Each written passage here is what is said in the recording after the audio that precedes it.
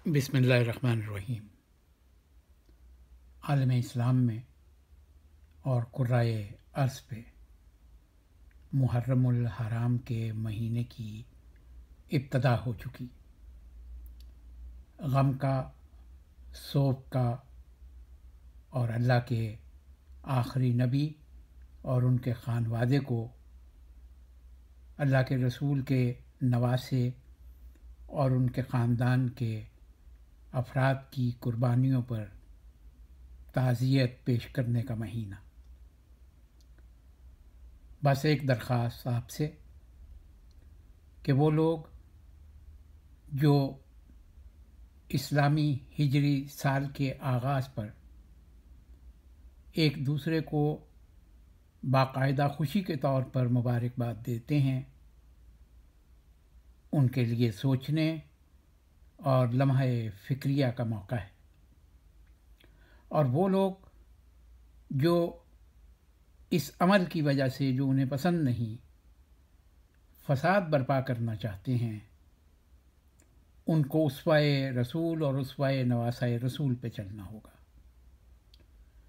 ख़ुद को मुसलमान कहने वाले, अल्लाह के रसूल से मोहब्बत और इश्क का दावा करने वाले, नवासाए रसूल और उनके ख़ानदान की कुर्बानी के मौके पर अगर अपने ही मुसलमान बहन भाइयों को खुशी के तौर पर मुबारकबाद पेश करते हैं, तो ये वो अपने आमाल के ज़िम्मेदार हैं। उन्हें ये सोचना है कि वो क्या फ़ेल सर अंजाम दे रहे हैं। लेकिन सिर्फ़ इस बुनियाद पर सोशल मीडिया पे एक दूसरे को काफिर कहना, एक दूसरे की तज़हीक करना, मेरे ज़ाती ख़्याल में नवासाए रसूल, शहीद आज़म इमाम हुसैन अलैहिस्सलाम के उस पाक मिशन की तज़हीक है। आप अपने अपने तौर पर जैसे जैसे चाहें, इसलिए कि आप अपने आमाल के ख़ुद ज़िम्मेदार हैं।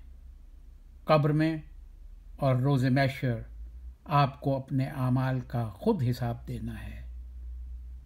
अपने आमाल को बेहतर करने की कोशिश कीजिए, लेकिन इन वजूहात की बिना पर एक दूसरे के लिए नफ़रत पैदा करना और एक दूसरे पर कुफ्र के इल्ज़ामात लगाना, ये सोचने का मकाम है।